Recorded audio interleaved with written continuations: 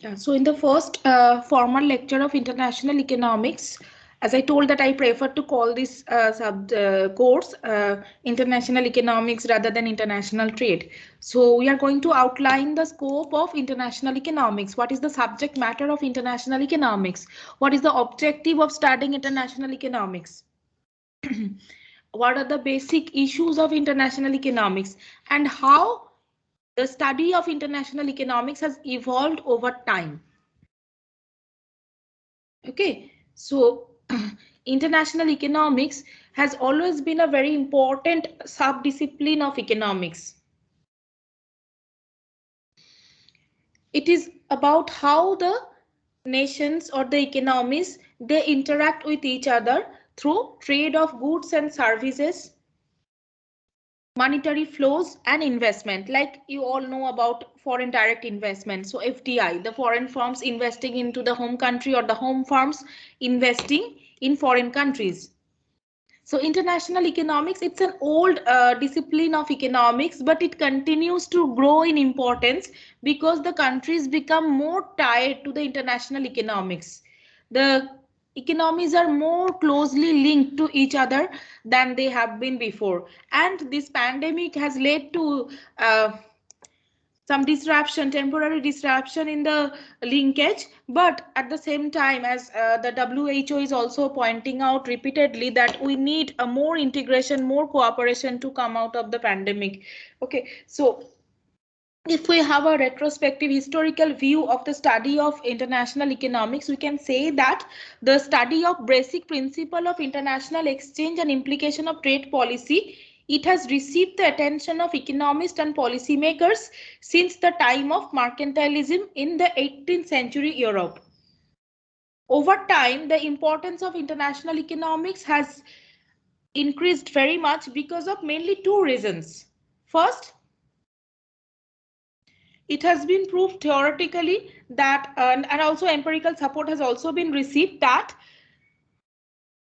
international exchange of goods and services gives the opportunity of expanding your consumption opportunity, isn't it? Let's say you take the simple example of fuels like petrol and diesel.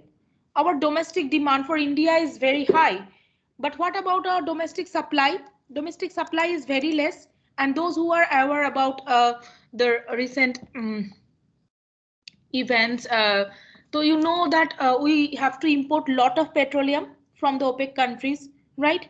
So that would not have been possible without this uh, option of importing. That means engaging in international trade. So India is exporting gems and jewelry, wheat and pharmaceutical products, and importing lot of petroleum products. So see, without this option of importing, buying from some other country, how would our domestic demand be satisfied? We have very high domestic demand of petrol for transportation, for electricity, but our domestic supply is minuscule compared to that.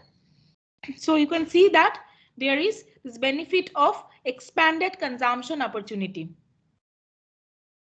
And second reason of growing importance of international trade is the interlinkage of trade policies and the political uh, ties of the countries. You must have heard about the concept of regional trade agreements or free trade agreements like RTAs and FTAs, like for example NAFTA, North American Free Trade Agreement, or ASEAN or Mercosur or European Union, right? So the countries, in some of the countries, they engage in some agreements. So those countries can be in the same region, okay, or may not be necessarily in the same region, but generally we see that the countries are in the same region. We'll discuss the reason of that also. And they enter into some agreement, and there are different stages of regional integration. Okay, so and in the optimum state, the countries go for common currency like the euro. That is called the optimum currency Ma'am, area. I believe your presentation is not visible. Yeah, I was not opening the PPT. I was just talking. I see it. I got confused. It's fine, Shashank. Yeah. Now it's fine. Now it's fine. Yeah. I was just means I was not presenting anything. Means next slide, yeah, I can go, but I'm not presenting the next slide. I was just telling about the purview of international economics, why it has grown in grown in importance so much, and as giving some example. I think you all have heard about the European Union, right? Euro. So you can relate. So what you are studying in international economics, why this is so relevant, and you can relate it to whatever you are aware about the global economy, right? So I was just giving some examples, so not presenting anything. Okay. Yeah. So you are discussing about the importance of international economics, why it has grown why it has grown in importance so much. So first is the expanded consumption opportunity, and second is the interlinkage of trade policy and overall the economic policy, not only trade policy, economic policy, because when you are going for a common currency, your monetary policies are also integrated. Okay, so that's the reason why international economics has become so important. And since the 1980s, the economic interdependence of countries has changed because of the rapid integration through fragmentation and outsourcing of production process and increased mobility of factors of production. So in the last class also I was talking about global value chain. So initially when trade started, it was confined to very basic goods like clothing, food products. But over time, it has become so complex that nowadays it's not that you are buying the complete product from a country. Now it may also happen that you are buying parts. Say for example, you take the example of iPhone. Okay, so even if it is written that it is made in China, most of the parts are being imported from some other countries and assembled in China. Or you take the example of automobile. Different parts of automobile is produced in manufactured in different countries. In some countries, say the body is manufactured, in some country the engine is manufactured, and they may be assembled in some completely different, some third country. Okay, so depending on the advantage of producing different parts in different countries, and that may lead to cost benefit, because the cost of producing different parts may be less in different countries than if you produce the complete good in some one country, because you may not get all the parts in one country, you may not be getting the skills. So it has been proved that if the different parts are produced in different countries and they are assembled in some other country, so marginal cost may be less. So the MNCs are interested in fragmenting the production process. It was not there earlier before 1980s. So you see, after 1980s, now it has become so complex. So now when different parts are produced in different countries, why it matters for you? Suppose you are the policy maker. Now you want to protect your domestic economy. You want to impose some trade policy. Now, if different parts are produced in different countries, how do you know what is the country of origin? So this is also very important from the point of view of trade policy, and WTO also has a rule of country of origin. You need to know what is the country of origin. Otherwise, you cannot implement any trade policy. Trade policy may not always be trade protection. It can be trade promotion also. So we'll discuss as we proceed. We'll discuss. And from 1980s, another thing has happened, that is greater mobility of people.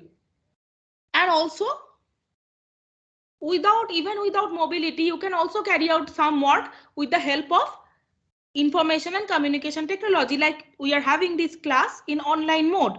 So improvement in ICT infrastructure has also gave us the option of trading different services like banking, financial services, education, health, without the movement of service provider or service consumer.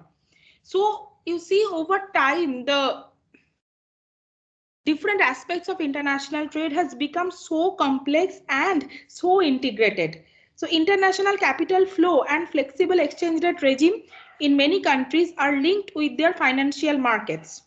So when you are deciding about the monetary policy of your country, you have to also take into account what is happening in your partner countries, because the markets are integrated. See, there is a war in the Middle East, so oil price is growing up.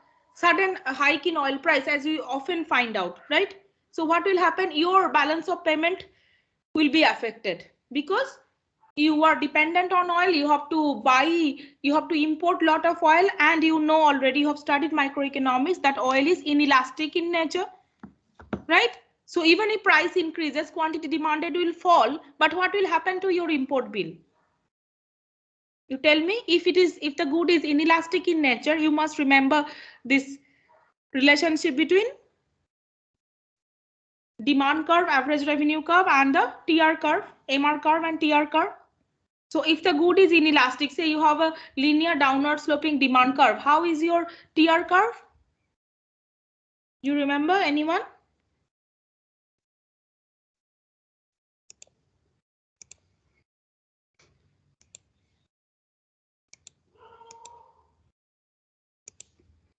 If you have a downward slope, yeah. Inverted U. Inverted U shape, hump shape, very good. Right. So that means what will happen? Even if price falls, quantity demanded, price increases.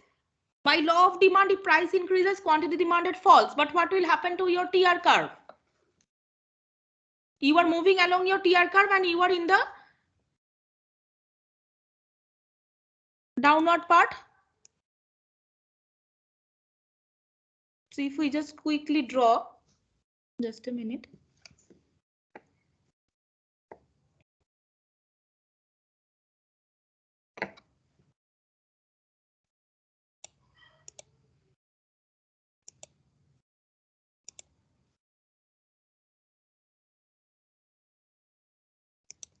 So the whiteboard is visible to you, right?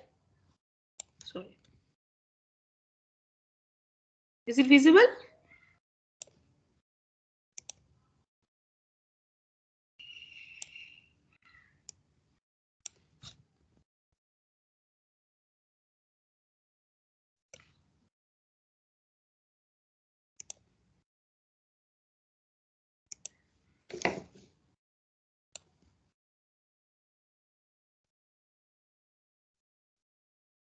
Like this, right? So if you are in the inelastic part of the demand curve, like here in the downward part, downward segment, EP is less than 1 in absolute value, and if price increases, so you are moving up along the this part of the TR curve. So that means what will happen to your import bill? Import bill is rising, right? If import bill is rising, so that means your demand for dollar will grow up. Okay, and that will have implication on your balance of payment, right? So that means you see something which is beyond your control. There is a war in the Middle East or some crisis in the Middle East from the country area in which you are from, which you are importing petrol, which is so important in your import basket. It has a very high share in your import basket. Okay, so that is beyond your control, the reason of price increase, but that is affecting your domestic economy, right? So you see the economies are very closely integrated with each other, and you have to, your policy should take into account what is happening outside your domestic economy.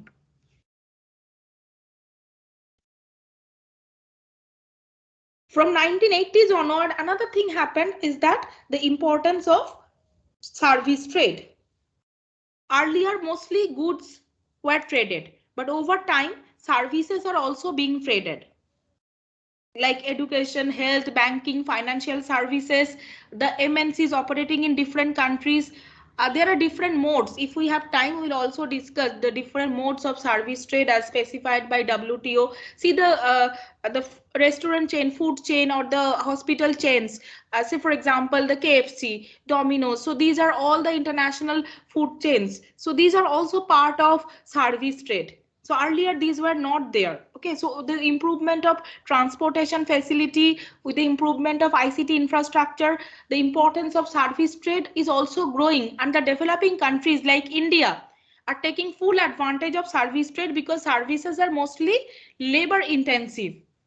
So, and these countries, the developing countries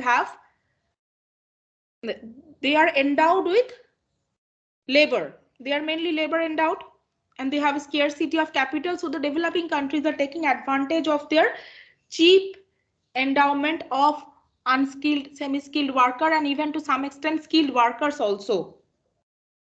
And they are getting advantage in service trade.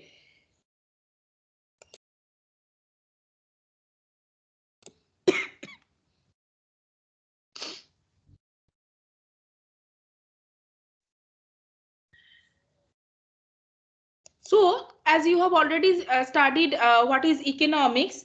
So what is economics? Economics is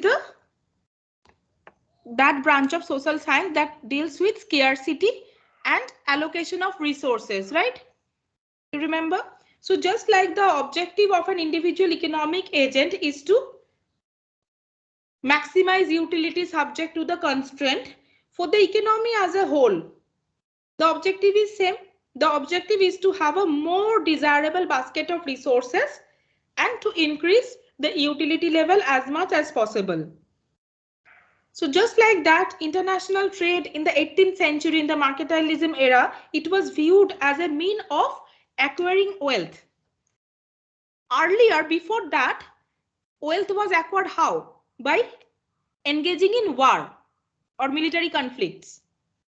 Now, trade was viewed as a replacement of acquiring wealth through voluntary exchange of goods and services rather than through exercise of military power or engaging in war.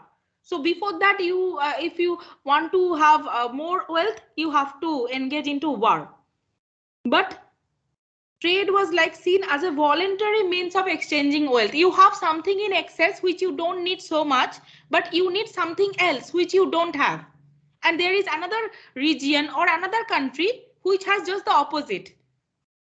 So two of you can exchange the required goods and services among yourselves. So in the early history of international trade, exchange was very primitive and simple, and it was confined to basic goods like clothing, consumables like wine, factor of production like raw material, and precious metals like gold and silver. But as we are discussing, as we just saw, that over time, international exchange has become complex, very complex in nature, with cross-country location of different stages of production. Mainly we see that with outsourcing, you see, many of the low stages are outsourced to the developing countries or the poor countries to take advantage of cheap labor force. And the high value addition stages or the marketing stages, R&D stages, these are done in the developed countries. With this, the nations have become more closely linked with each other than ever before.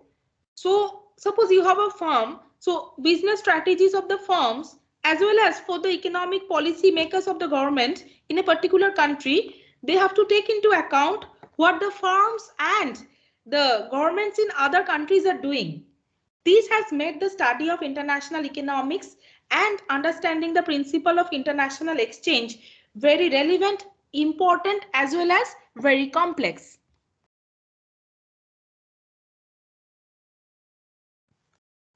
Now coming back to our PPT, if we just differentiate between international trade and finance, you have another course on international finance. So international trade and international finance, these are again two sub-disciplines inside international economics. So international trade focuses on transactions involving movement of goods and services across nations. And the cooperation and conflict of trade policies or economic policies, whereas international finance focuses on the financial or monetary transactions across nations. Okay, like for example, balance of payment, exchange rate determination, international policy coordination, and capital markets. So these are the subject matter. So see, international trade deals with movement of goods and services and the interlinkage of economic policies like trade policies, trade promotion, trade sanction, getting into some trade agreement with your partner country. So these are all subject matter of international trade, whereas international finance deals with financial or monetary transactions like balance of payment, how to determine exchange rate, okay, capital market integration. These are the subject matter of international finance, which you will study in the next semester. Now here we will focus on movement of goods and services. Now there are three basic issues of international trade which also constitute our first three topics. Okay, so what are the basic issues of international trade? So when you are studying trade for the first time, you should know the first and foremost thing you should know is why do countries trade?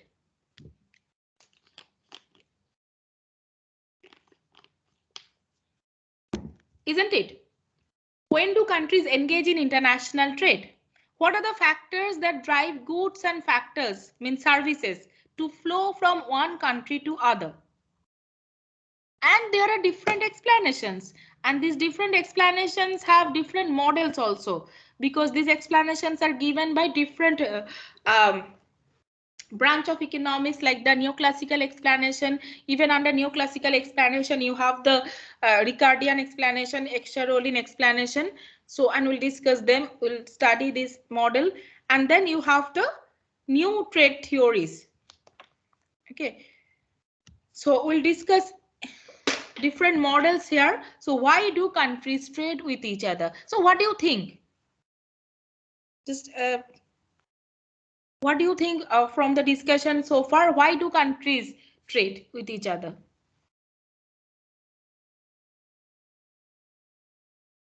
Say, for example, if you take the simple example of this petrol that we are discussing. So why India has to import petrol? Basically, we can say that for resources which we do not have, and we want to have, and we need them, and some other country or some other entity has those resources, that's why we do trade. Yes. So now, Shashank, you are right. Now, if you don't have some resource and some other countries have some resource, so that will lead to what? Ultimately, that will lead to what? Resource means you are basically talking about the supply side, right? Right. Yeah, and you have already studied the demand supply analysis in your microeconomics. So you don't have something, or you have something in excess, that will lead to what? That will be reflected in terms of what? Surplus. No, that is reflected in terms of price, isn't it? Because how price is determined from the interaction of demand and supply. Now, for example, you suppose you plot only the domestic demand and domestic supply of petrol in India. So what do you find out? And now you also draw another figure where you plot the domestic demand and domestic supply of petrol in, say, Saudi Arabia, let's say, or the OPEC region. So how will be the prices? Which price will be greater? What do you think? Suppose petroleum in terms of all other goods. Price in India will be higher. Will be higher. So that means you are buying something which is cheaper. So price in petrol is higher in India, the domestic price of petrol in terms of, say, all other goods which you consider. See, if you remember the composite good framework in microeconomics we have studied, right? So X2 is set of all other goods. So P1 by P2. Okay. So this is suppose the relative price, small p. So price in India, say small pi, is greater than price in OPEC, POPEC. So Indian price is higher. So what is the objective then? You will be having incentive to buy something which is cheaper and sell something which is dearer, right? So basically it is the price difference. So in the neoclassical trade theory, it is the price difference that leads to international trade. Now, as you are saying that one of the reason of price difference is resource or the endowment of factors of production. So that is the explanation in the Heckscher-Rollin model. Heckscher-Rollin-Samuelson. So endowment difference being the driving factor behind international trade. Now there are other explanations also, because as just now I told that you already know price is determined from the interaction of demand and supply. So when price is different, either there has to be a difference in the demand side or there has to be a difference in the supply side. So in the supply side, one of the reason is this endowment difference. There is another reason. Can anyone tell why supply can be different apart from endowment difference?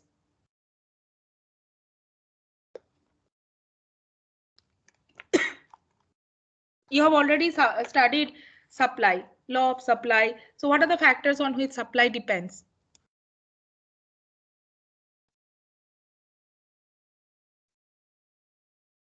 Remember?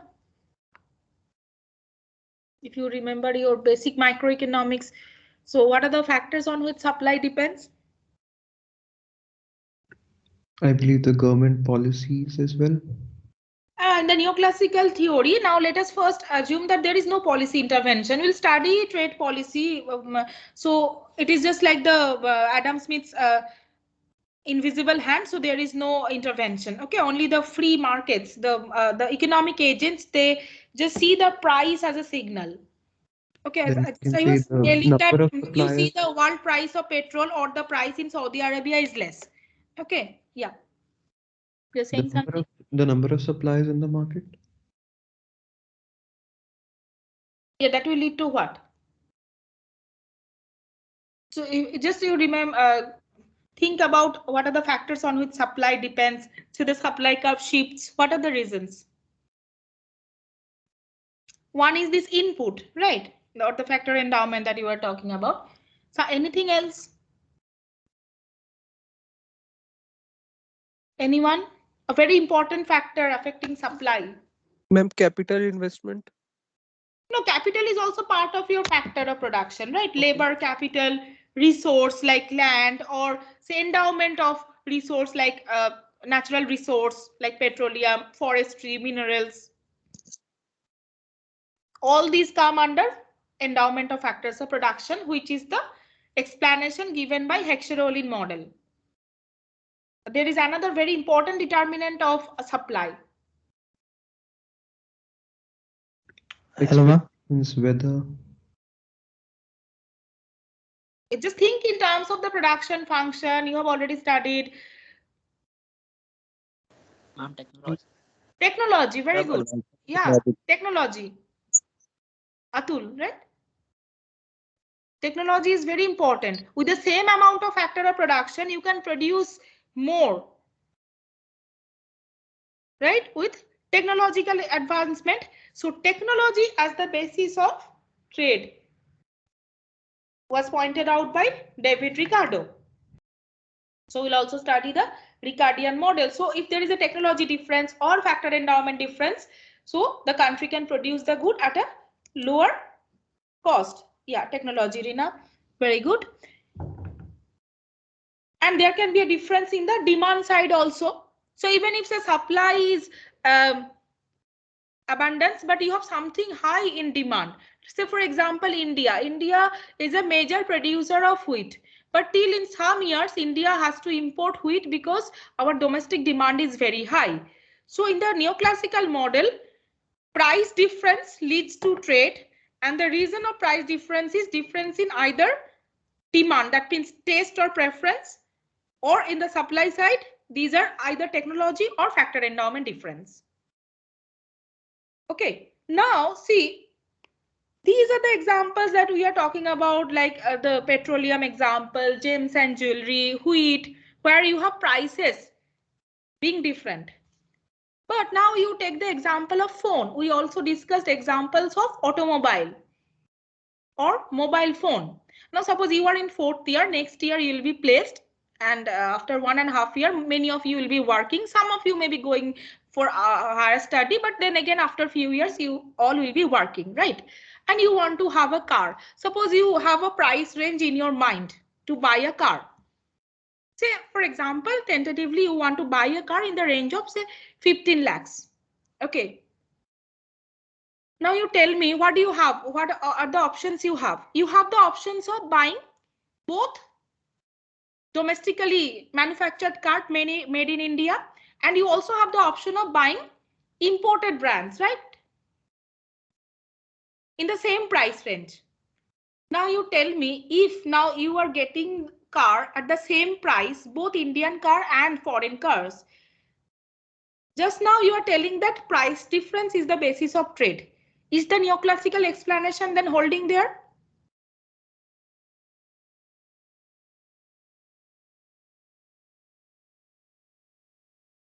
Because at the same price range means there is no price difference between the Indian manufactured car, say Tata or Maruti, and you can also have some foreign brand. You can buy Honda, Hyundai, many foreign brands at the same price. So is the explanation holding?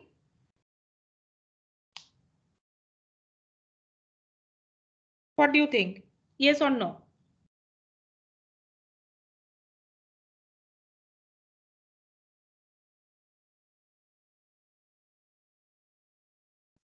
You can also take the example of mobile phone. The particular price range, you have the option of buying both made in India products, domestically manufactured brands and foreign brands. So in all these examples, phone, laptop, electronic products, say AC, refrigerator, at a particular price range, you have availability of both domestically manufactured brand and foreign brand. So is the neoclassical explanation holding? So then how do we explain such trade? First of all, you tell me, is the neoclassical explanation holding, yes or no? The neoclassical explanation is price difference leads to trade. You buy something which is cheaper and you sell something which is costlier because you get a higher price.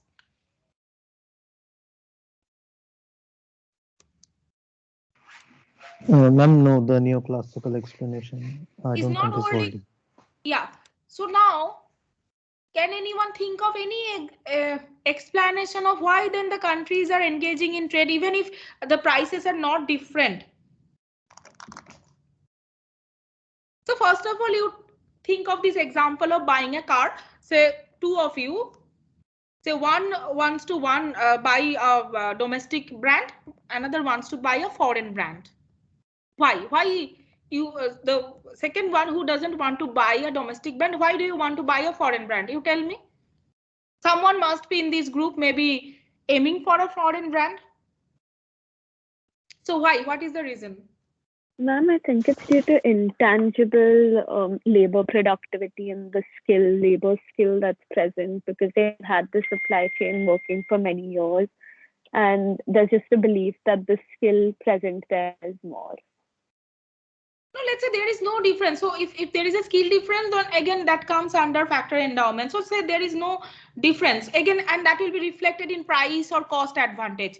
Say we are talking about something where prices are not different at all. Say mobile phone which is costing say 10,000 for both the foreign brand and domestic brand. At the same price, you are getting two goods which serve the same purpose. Right. Ma'am, maybe Is there, then both are maybe not the, homogeneous, right? Like both are not same. The one is of superior quality and the Yes, quality difference. yes. Good, Ritik. Yeah, Abhishek, you are also telling something. ma'am, Abhinay. maybe there is customer satisfaction, like from one product customer is gaining more satisfaction, that's why he's purchasing the foreign brand. So differentiated product, right? So the product may be serving the same purpose, but some of the features are different. Both are automobile or both are mobile phone, they serve the same purpose, but there is difference in some features, right? You suppose someone is give more weightage to say comfort, someone is giving more weightage to look, someone is giving more weightage to the durability, right? So that means the products are differentiated. Have you studied any such model? Remember in microeconomics, in market structure, where you have differentiated product? Ma'am, in monopolistic competition. Monopolistic competition. Very good, Aditya. So monopolistic competition. So here also the same thing can happen. So the first example that we are talking about, the neoclassical explanation, where you have trade in similar product category and trade happens, trade in different products, and trade happens because of price difference. Such type of product is called inter-industry. Inter means what? Inter means across. Okay, inter-industry. So inter means across industry. So India is buying petrol and selling pharmaceutical products or gems and jewelry, right? So this is called inter-industry trade. And the explanation is, as just we discussed, the neoclassical explanation of either difference in demand side or supply side. In the supply side, these are either technology or factor endowment. And that's how you see we have our topics: technology and trade, factor endowment difference, and trade. Okay. Now, from 1970s onward, we found that trade is taking place without any price difference. Grubel and Lloyd in 1979, they started analyzing the international trade data. See, before that, economics was more or less theoretical. From 1970s onward, economics became more empirical. People started using working with the data. The developed countries data was available from 1950-60 onward, mainly from 1960s onward, and people started looking at the data. So when Grubel and L. Lloyd in 1979, they analyzed the trade data, they found that the neoclassical explanation is not holding. That means a growing share of trade, at least 30 to 40% of trade was being happening in the same product category. So this is called intra-industry trade. Intra. What does it mean? Intra means within, right? Intra-industry trade. Intra means within a particular industry, like automobile industry, mobile phone industry, computer industry, software industry, or electronic products. So these are called the new trade theories or intra-industry trade. So we'll also study the theories of intra-industry trade. The first explanation of intra-industry trade was provided by Paul Krugman, who won the Nobel Prize in Economics in 2008. So the Krugman's explanation was this monopolistic competition, love of variety. So we love variety. Suppose you want to buy t-shirt. Okay. So in the conventional, you have already studied consumer theory where to maximize utility subject to the budget constraint, right? Now, Krugman used the Dixit-Stiglitz utility function, Avinash Dixit, who was a mathematician and IIT Bombay, but then he became an economist. So Krugman's model was based on Avinash Dixit. So Dixit-Stiglitz 1977 paper. So the utility function was such that utility not only increases with quantity of consumption, but also with increased variety. So your utility is not only a function of the amount you are consuming. See, you have a non-satiation, so you know more is preferred over less, right? We already know from our microeconomics the axioms of preference. But the utility, the Dixit-Stiglitz utility function is your utility not only increases with the amount of consumption, but also with increased variety. Let's say, for example, you think you want to buy t-shirt and say you want to, there is a sale going on in some online platform. Nowadays, mostly we are doing online shopping. So you want to buy, say, not one, more than one t-shirt. And you, all of us have some favorite color. Say someone, it will be white, for someone it will be red. Now, even if you have a favorite color, if you are going to buy, say, 3 t-shirt, are you going to buy 3 t-shirts of the same color? Yes or no? Probably no. We would like to buy t-shirts of different colors because we prefer variety, right? Isn't it? So it was the first explanation of intra-industry trade, love for variety.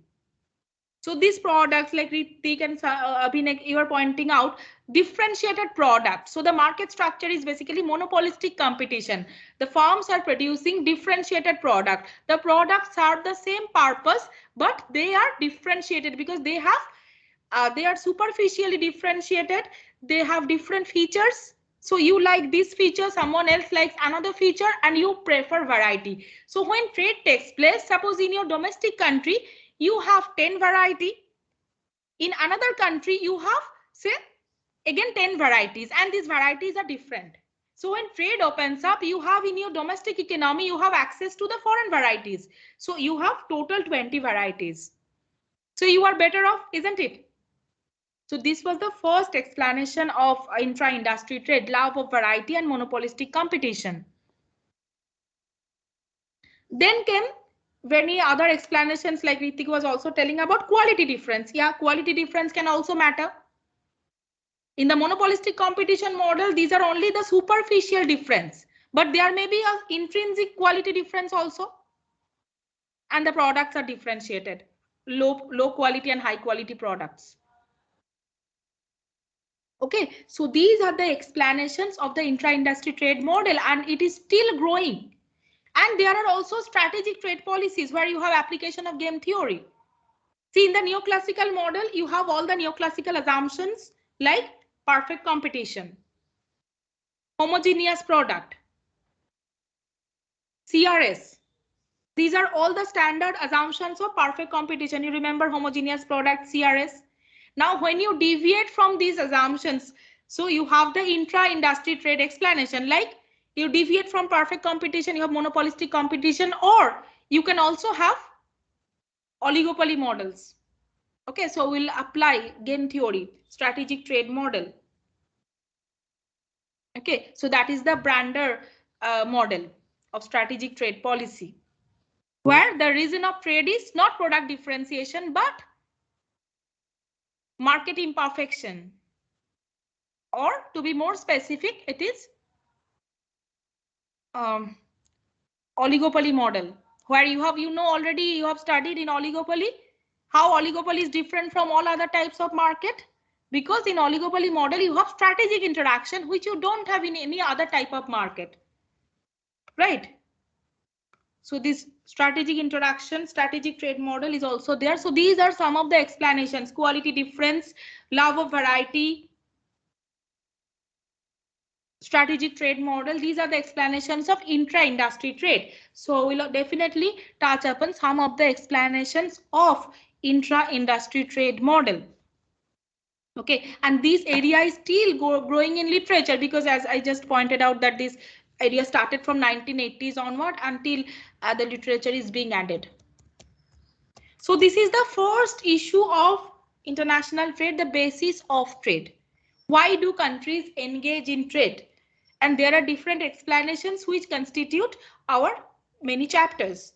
Second issue of international trade is pattern of trade. Now, how to decide which country will export what? Isn't it? Which country exports what and which country imports what? This is the second issue. And the explanation is same.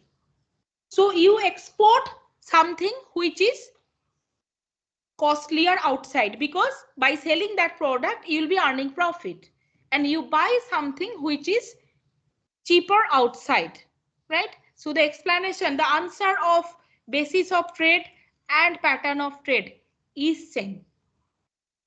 Now, more or less what we see that the developed, if we analyze the data, the developed countries, the first world countries, the advanced rich countries, they are mainly exporter of capital intensive product, and the developing countries are exporters of mainly the agriculture products, labor intensive products. Now, pattern of trade is very important, because unless you know which country exports what, which country imports what, you cannot implement trade policy. So these are the first two issues of international trade. To be more specific, these two are the positive aspect of international trade: basis of trade and pattern of trade. Third one is gains from trade, which is a normative analysis. You know already, right? What is positive economics and normative economics? What is that? Who can tell?